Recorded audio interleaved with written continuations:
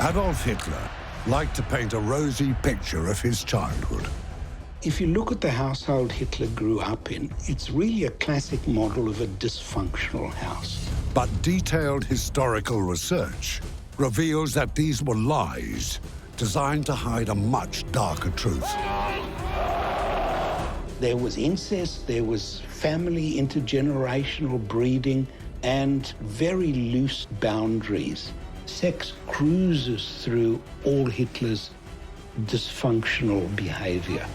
With a family torn apart by infidelity, abuse, and violence, this was a childhood that would spawn a monster. Power was critical to everything Hitler did.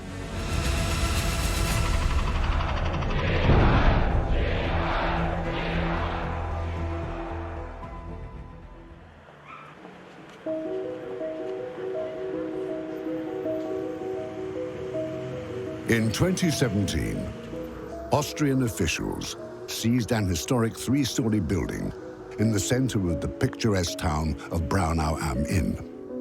They plan to turn it into a police station. It's hoped that will be enough to deter the crazed neo-Nazis who flock to this site. Because it was here, on the 20th of April, 1889, that Adolf Hitler was born.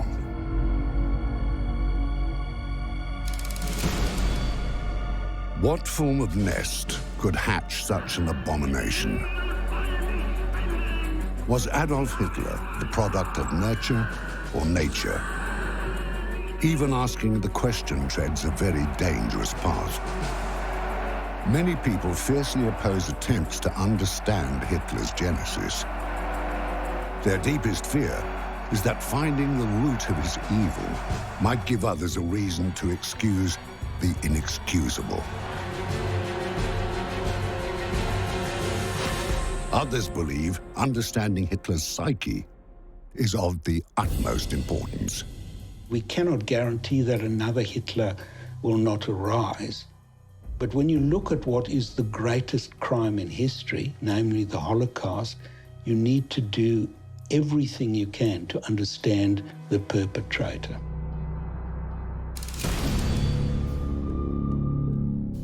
As an adult, Adolf Hitler would lie and possibly kill to hide the truth of what happened within the walls of the Hitler family home. But what he experienced here, under the sway of his clingy, doting mother and savage father, would corrupt his view of the world and skew his sexual urges for his entire life.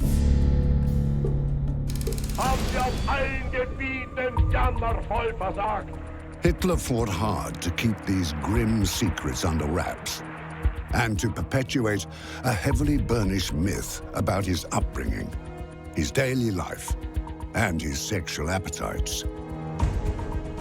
In 1938, with Europe teetering on the brink of war, Hitler turned his attention to the tiny village of Dollersheim in Austria. This was the birthplace of Hitler's father Alois and home to many of his relatives.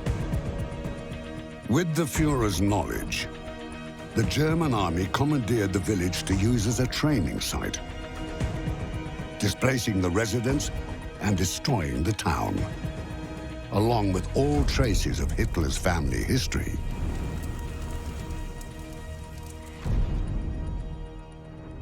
What dark secret exactly was Adolf Hitler so desperate to hide? Hitler was insistent on keeping a huge control over his personal message and his personal image. There wasn't going to be a situation in which any other message got out. Hitler's obsession about his origins was an instance of him saying, I will control the message.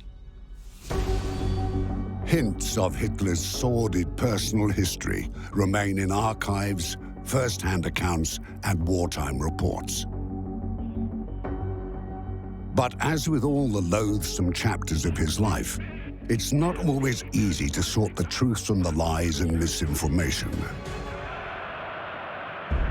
Some facts are beyond dispute. Hitler's family came from a region in Austria known as the Walviertal. Just after Hitler became Chancellor, a journalist visited the area to research an article about the new leader of Germany. In it, he described the Walviertal as so heavily inbred that populations of whole villages are first and second cousins. And the Hitler family was no exception. By any definition, Hitler was inbred.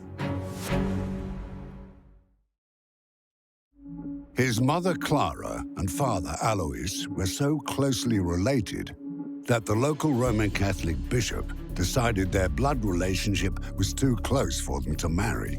Before they could wed, Hitler's parents had to apply for a papal dispensation. Although no one knows exactly how they were related, the official Nazi story was that Alois's father and Clara's great-uncle were the same person. After they began life together as man and wife, 48-year-old Alois called 24-year-old Clara niece. She called him uncle. Sexual contact between close relatives was the norm in the Hitler household. As an adult, Adolf Hitler would keep the family tradition alive. It's impossible to know exactly how Clara Polzel was related to Alois Hitler, because Alois's own paternity is uncertain.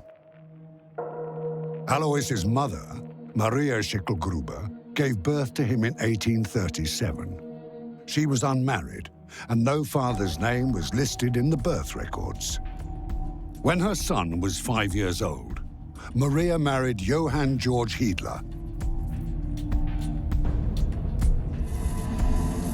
After his stepfather's death, Alois Schicklgruber adopted Hiedler's name and changed the spelling to Hitler. People forget it's only by an accident that his name was Hitler.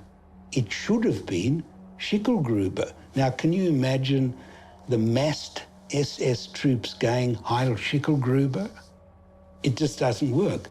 Although public records were amended to list Johann Georg as Alois's father, many historians believe that was just a cover story.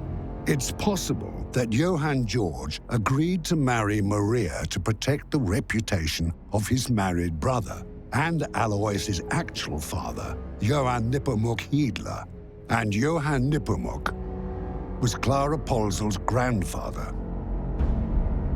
That meant that Hitler's mother and father were either uncle and niece or first cousins once removed.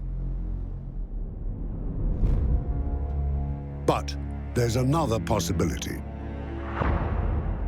It was one that would torment the Führer for the rest of his life. Once he took power, Adolf Hitler used the far-reaching powers of the Gestapo to pick over his family history. There's no question what was at stake. Without clearing up the irregularities in his paternal bloodline, the Führer couldn't lay claim to the very thing he demanded of all good Germans, a pure Aryan heritage. There may have been one skeleton lurking in Hitler's family closet that terrified him more than anything else. Rumors persisted that Alois Schicklgruber wasn't the son of either of the Hiedler brothers. After Maria gave birth to her child, it was said that she was sent child support by the family she had worked for in the town of Graz. That family was Jewish. And if the story is true, the father of Maria's child, Alois, could well have been their 19-year-old son. That would have made Adolf Hitler 1/4 Jewish. Was this what he was so desperate to hide? The suggestion that Hitler may have had Jewish ancestry is one of the most controversial claims about his pedigree. There are different arguments about whether it's possible. that he could have had a Jewish ancestor. I think the weight is leaning towards the fact that he didn't. The reason he tried to obliterate all traces of his background was, according to the Nazi ideology he promoted, it was appalling. There was incest, there was family intergenerational breeding. All of this was totally antithetical to the image Hitler promoted for Germany and, of course, himself. It would have been highly embarrassing. Hitler knew in a family with a lot of congenital problems and several relatives who were born mentally retarded, that no one was allowed to know this. In 2010, investigative journalist John Paul Mulders and historian Mark Vermeeren gathered DNA from Hitler's living relatives in order to resolve this explosive theory once and for all. Tests showed that Hitler carried what's known as haplogroup E1b1b, common amongst Ashkenazi and Sephardic Jews. According to the pair, it didn't necessarily confirm Hitler's grandfather was a Jew, only that he was not the pure Aryan he so desperately wanted to be. All the Nazis were obsessed with origins. This was very, very important for them. They were the master race. So you're dealing with a regime that has very, very deep fixations with personal origins and with blood purity. And that is why Hitler would have cared very much about the origins of his own family and also felt insecure about those origins. Hitler's draconian anti-Semitic Nuremberg race laws of 1935 meant millions of people who couldn't prove Aryan ancestry were sent to concentration camps and killed. Hitler was desperate to prove his own purity.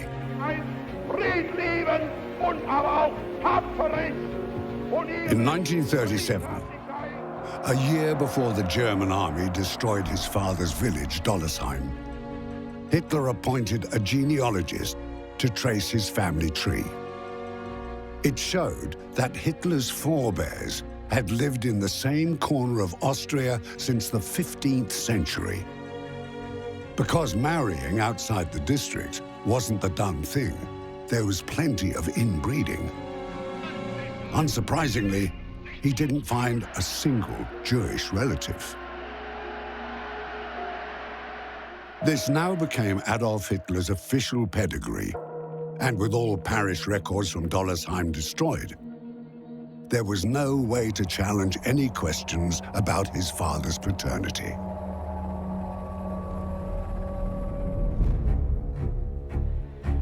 Alois Hitler was a womanizing, alcoholic, Austrian civil servant. He married 3 times. He sired as many as 9 children. 4 of those were conceived out of wedlock. Alois's first marriage was to a much older woman, Anna Glasl-Hurder, who offered him a healthy dowry and improved social standing. While they were still married, he impregnated a 19-year-old kitchen hand, Franziska Matzelberger, who gave birth to his first son, Alois Jr. At the same time, he was sleeping with his niece, 16-year-old Clara Potzel, who was nursing his dying wife. After his first wife, Anna, died in 1883, Alois wed the by now heavily pregnant Franziska. Hitler's half-sister, Angela, was born 3 months later. When Franziska died in August 1884, it cleared the way for him to marry his niece Clara, which he did the following year. Studies have shown that inbreeding can lead to an abnormally high incidence of infant mortality. Of Alois and Clara Hitler's 6 children, only 2 would survive to adulthood. During their first 3 years of marriage, Clara bore 3 children, Gustav, Ida, and Otto. All 3 died. When a 4th child was conceived, Clara must have been terrified. The son she gave birth to on the 20th of April, 1889, was feeble and sickly. Certain that he would follow her other children to the grave, Clara doted on baby Adolf. She suffered the tragic death of 3 of her children, the previous children, in 1 year.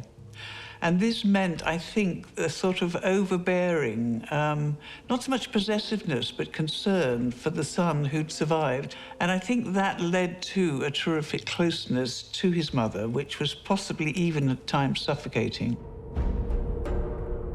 Young Adolf shared his parents' bedroom so that even when he slept, he could be under his mother's vigilant gaze.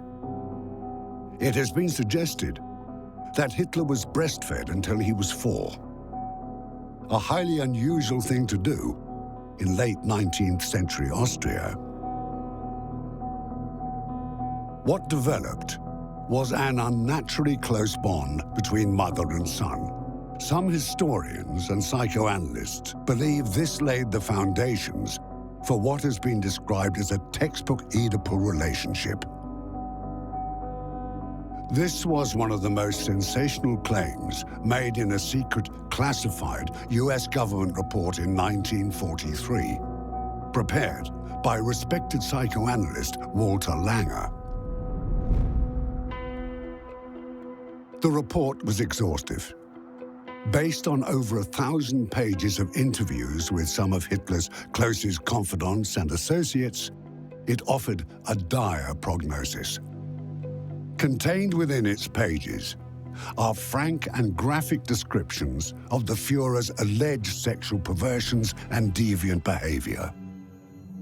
And psychoanalyst Walter Langer believed he knew why Hitler mutated into the monstrosity he had become. He believed it all began at home, and the dysfunctional relationship with his suffocating, over-attentive mother and abusive father. Many have challenged the approach because his diagnosis was formed without any direct contact with the subject. And there's good reason to question the motives of the disaffected informers, whose vitriolic accounts colored the lengthy report. And one of the points Langer highlighted was the abnormal attachment Hitler had to his mother. First of all, you've got to look at his mother. She'd lost a number of children, so you could understand when she got a child who survived that she would pour her affections onto it, and quite understandably so. What you see from Hitler's side is the other part of the story, because first of all, he had a doting mother, and secondly, he had a distant, rigid, and punitive father. And this almost sets off the contrast. You make up what you're missing from the father with the mother. And Hitler did that. You've got the same kind of scenario there that you have with many serial killers.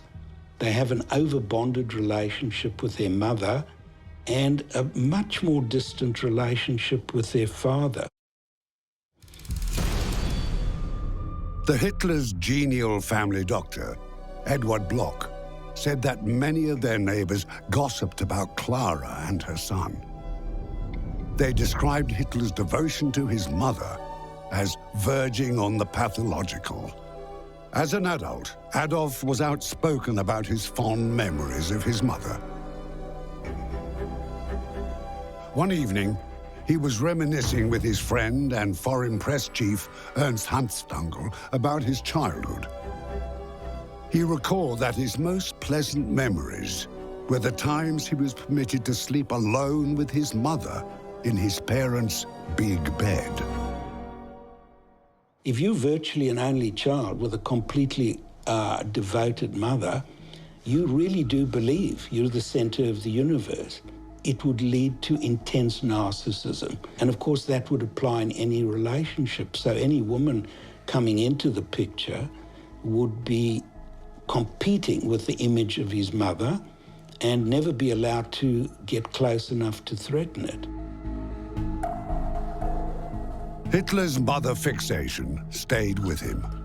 When he grew to adulthood, Hitler always hung Clara's portrait over his bedhead. And, as a young man, he carried his mother's likeness in a locket. Nobody can overestimate the importance of Hitler's mother to his life. He had her picture everywhere.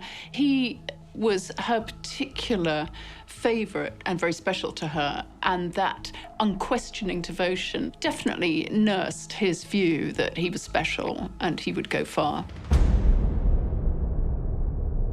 If Clara Hitler pampered and suffocated her son under a blanket of maternal affection, the exact opposite was true of Adolf's father.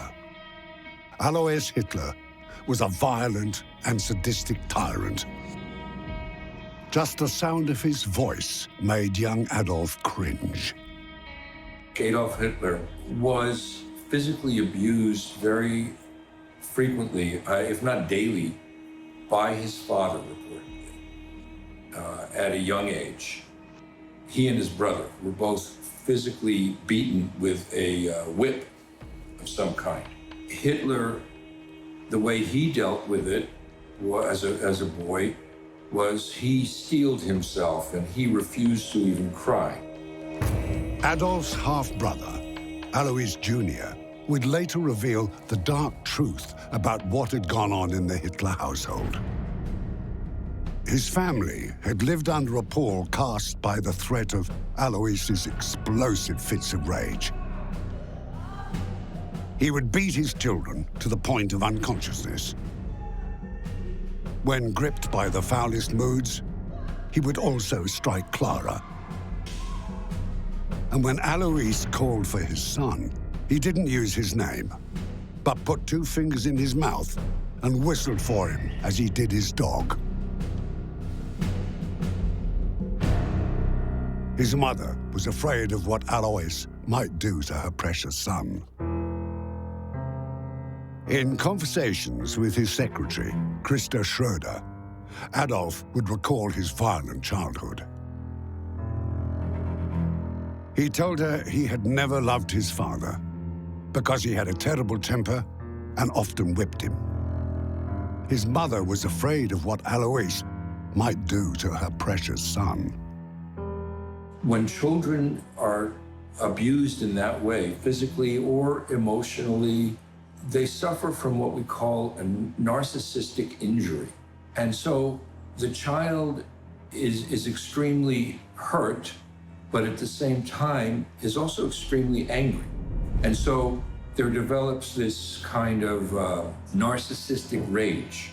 And that rage consists of this anger, this feeling of wanting to lash out, of needing retribution, of needing some kind of revenge, and it's quite unrelenting.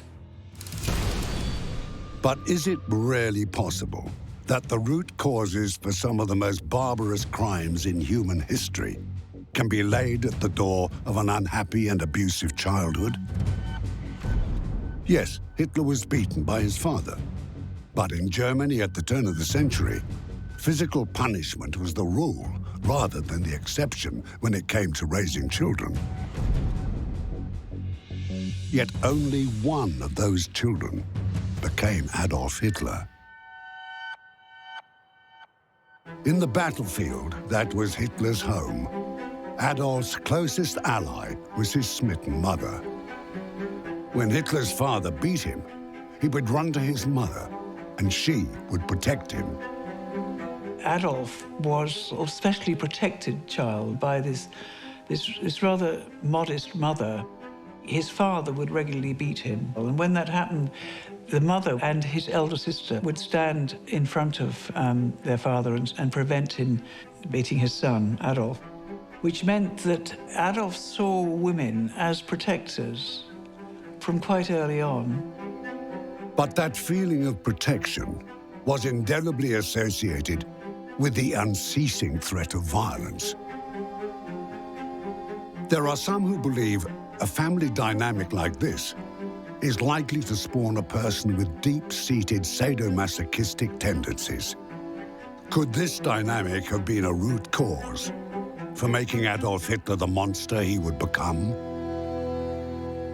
If you look at the household Hitler grew up in, it's really a classic model of a dysfunctional house.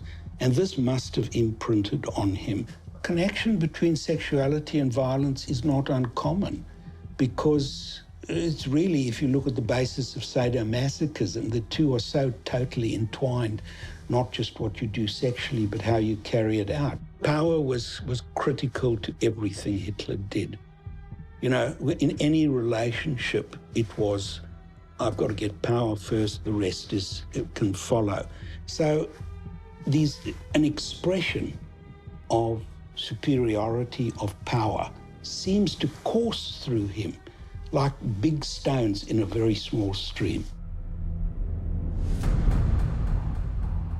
By young adulthood, violence was a language Hitler was well versed in.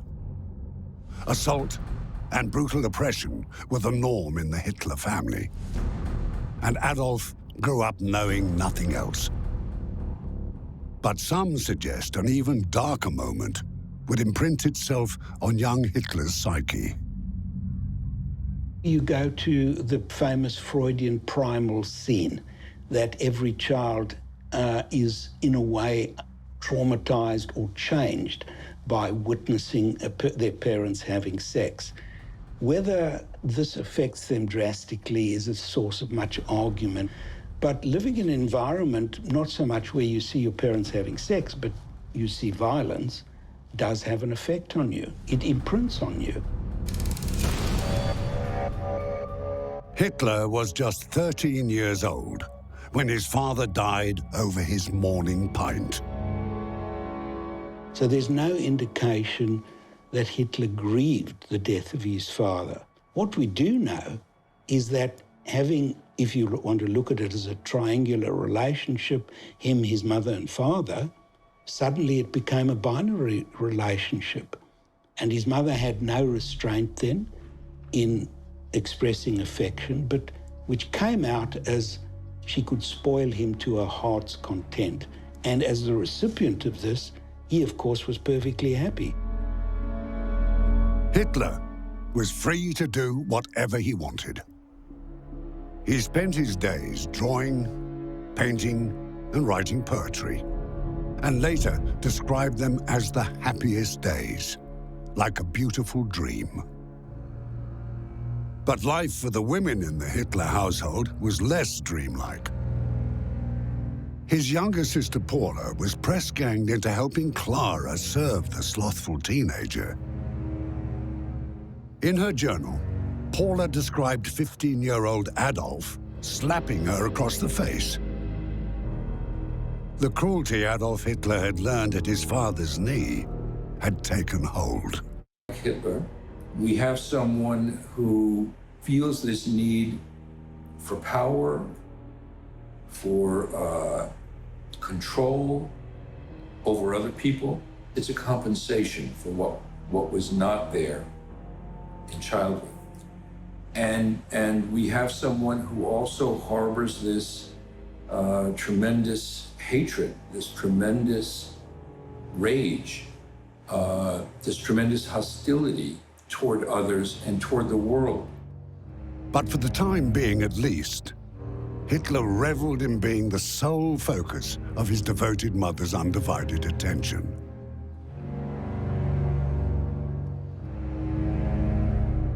Which would prove every bit as damaging to his psyche as the abuse he suffered at his father's hand. A narcissist is somebody totally self-obsessed. They are the center of the universe. Everybody around them either has to make them feel better or be punished for not doing that. Another way of putting it is simply that a narcissist is a psychopath who hasn't been caught yet. Because narcissism, as people generally conceive of it, means you can rationalize and justify any behavior. And the catalyst for that transformation from narcissism into raging psychopathy was about to strike. In 1907, just 4 years after the death of her abusive husband, and with Hitler an impressionable 18-year-old, Clara Hitler was diagnosed with terminal breast cancer. When Hitler learned that Clara was dying, he rushed home to Linz from Vienna, where he'd been living with his boyhood friend, August Kubitschek.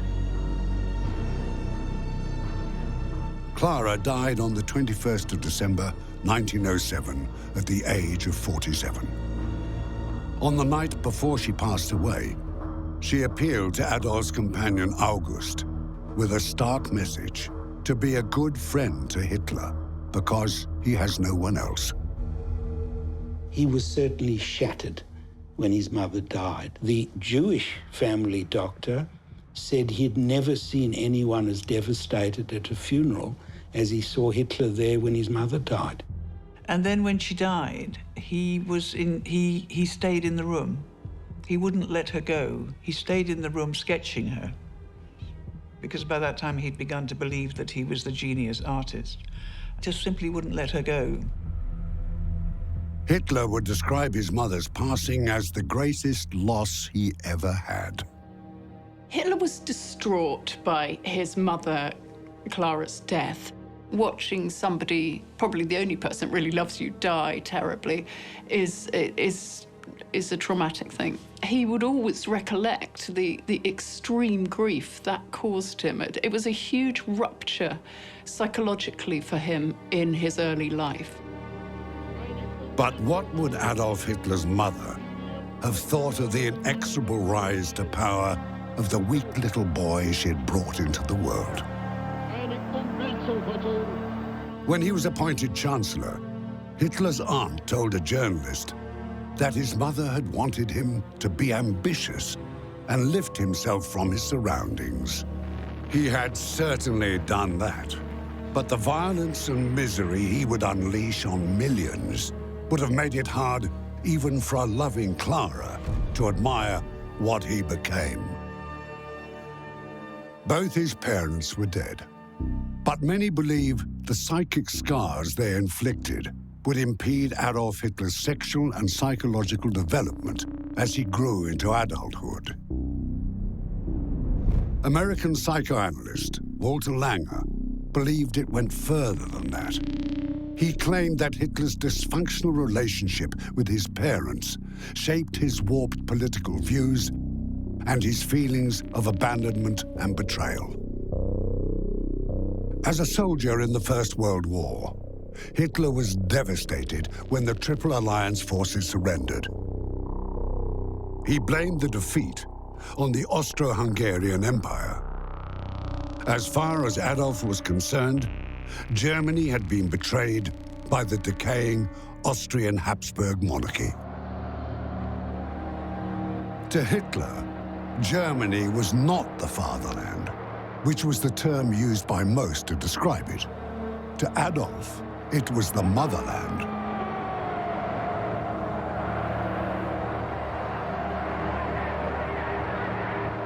Austria, old, exhausted, and corrupt, embodied Hitler's loathed Austrian father. Germany, noble but abused and neglected, and which, unlike Austria, had accepted the young Adolf into their military ranks, was the motherland. When asked why he insisted on remaining single, when rumors were flying about his sexuality, he replied that his only bride was his motherland. It was a revealing response. I think there was a lot of nationalist mythology that played a part, but I also think it was part of Hitler's massive delusionary narcissism. That most people marry a single partner, he marries a country. And that was very much a political step as well, because it just left him free to do what he wanted. With his beloved mother dead and his adopted country defeated, Hitler floundered. it was only a matter of time before he filled the void she left in his life. Walter Langer identified a string of older women Hitler gravitated to for maternal support and emotional succor early in his career. It didn't hurt that his substitute mothers were also wealthy and well-connected. So Hitler had a couple of patronesses, effectively, elder, rich women with salons who took him up and must have seen in him a young, charismatic character, and they got on with him very well. We know, perhaps because he had a very close relationship with his mother, that he was good with older women. Most prominent amongst them was Helena Beckstein, whose husband owned the Beckstein Piano Company. She outfitted him with a new wardrobe, trained him in the social graces, and introduced him to Bavaria's high society. They took him under their wing. They were charmed by him. So he had this ability, and you can imagine, basically, he's a man who's spent such a long time in close connection with his mother. And so when these women come along, he played people did want him to be their adopted son. Given their age difference, most believed their relationship was platonic. But as Otto Strasser, a prominent Nazi who had an acrimonious falling out with Hitler, described it, their interaction was abnormally intimate. Hitler would sit at her feet and close his eyes while she stroked his hair, calling him by his pet name, Little Wolf. Beckstein told friends that she wished Adolf were her son. So we can see a pattern in his life as he was advancing towards his leadership. He developed strong relationships with older women like Beckstein and Wagner. And I think that fitted in with the underlying pathology of never being able to let go of his mother and needing maternal figures who weren't threatening but were cosseting and supporting him. As he became more politically powerful, Hitler's sordid family history would start to manifest in more disturbing ways. And he would switch his attention to much younger women, in particular, his 17-year-old niece, Geli. Her mother, Angela Hitler, was 6 years older than her half-brother. She was the youngest of the two children Alois Hitler conceived with his second wife. Her young daughter, Geli, Adolf's niece, was the one woman, other than his mother, that Hitler is said to have loved. And, disturbingly, it's unlikely to have been a platonic affection. Hitler's relationship with Geli was definitely the most important relationship of his life. And when you look at it, you're a bit taken aback. It was semi-incestuous. It was his half-sister's daughter. There was a very big age difference. She had known Hitler all her life, and she came to Munich at the age of 17 to lodge with him. But she wanted to make a name for herself, and Hitler obviously felt that she would be safer living with him in his apartment, so he took her in. And we know that he became infatuated with her. She was much younger than him, significantly younger than him. She was 17. Hitler was 36. And as far as he was concerned, she was the perfect age. You choose very young women, well, they're no threat to you, and they're pliant, and they can be molded. And Hitler often spoke that, you know, a perfect wife is somebody who should be young and molded into shape by her partner.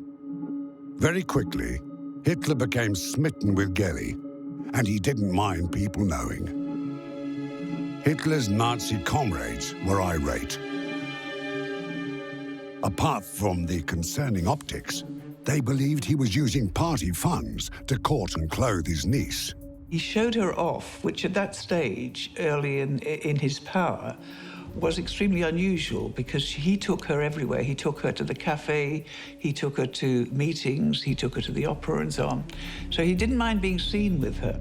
Ernst Hunstungel thought Gelly was dull and provincial, but said Hitler was besotted by her. And he believed it was absolutely certain Hitler was having sex with his niece. She was a rather attractive woman, had a very outward personality. Somebody described her as having a sort of full of animal spirit and animal excitement about life, and very positive about life.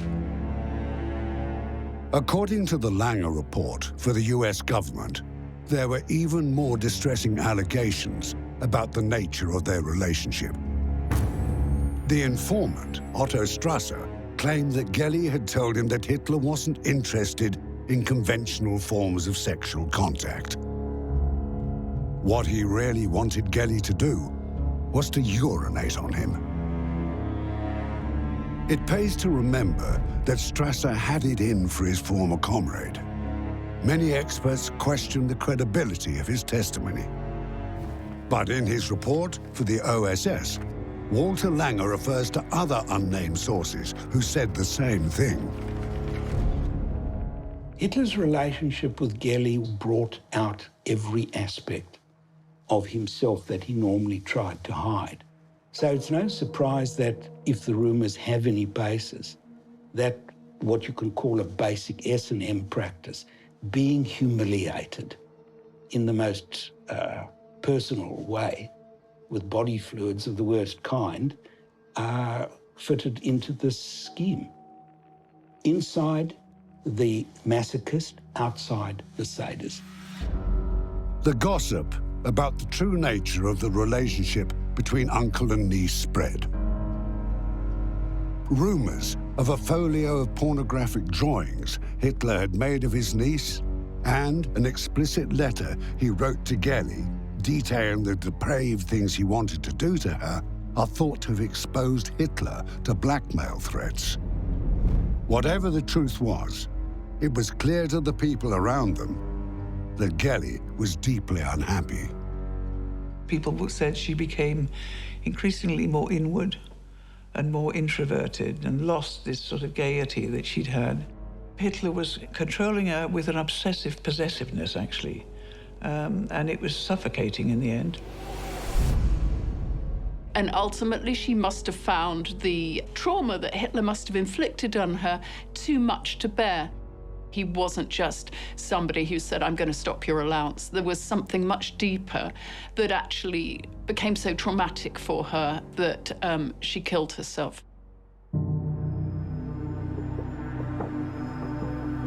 On the 18th of September, 1931, Gelly shot herself in Hitler's apartment with his gun. She was just 23 years old. He was devastated. Hitler was known to have been thrown into a very profound clinical depression after Gelly's death. The shock sunk him into depression, people say, for 2 years. I mean, he really was very, very affected by it. After she killed herself, he had her room locked up. Nobody was allowed to enter, and he was reputed to go in there once a year on the date of her death. Nothing was to be moved in the room. Everything was to remain exactly as it had been. It was like this Egyptian tomb with the faded roses locked up. Nobody had a key. Only he could go there, and he would sit there for hours, just as he sat there for hours when his mother died. In years to come, Hitler would make every effort to cover up the sordid and ultimately tragic details of his love affair with Gelly. But the stains of suspicion remained. In the summary report Walter Langer prepared for US President Roosevelt, he concluded that Hitler's sexual preferences were perverse in the extreme. I think Langer hit it right when he said Hitler was isolated from the love of normal human beings, and it refers to this theme that we've been pursuing of Hitler's existential inner emptiness. Hitler couldn't form a bond with anybody. We'll never know how much blame we can place at the feet of Hitler's mother and father for the abhorrent human being he became. But an account of a peculiar event that occurred later in his life hints at how conflicted he was with his feelings for his mother and father for the rest of his life. Even after Adolf rose to power and accumulated great wealth, his parents' graves in the Austrian town of Leonding remained neglected and unmarked. It was only after local Nazi Party functionaries decided to honor their Führer's mother and father that a headstone was erected on the otherwise bare earth. When he heard of what had been done, Hitler visited the cemetery. According to witnesses, he glanced at the memorial, then left without comment. He never visited their graves again. Hitler's childhood may have been diabolical, and his family history might well have been twisted and tainted. Some of this may explain his irrational and violent mood swings. It might have fueled his paranoia and meant he never developed a moral compass. And there's a good chance it found expression in deviant sexual practices. But despite all that, there is no evidence to suggest he was mentally ill. He knew exactly what he was doing. There's only one way to explain him. He was pure evil.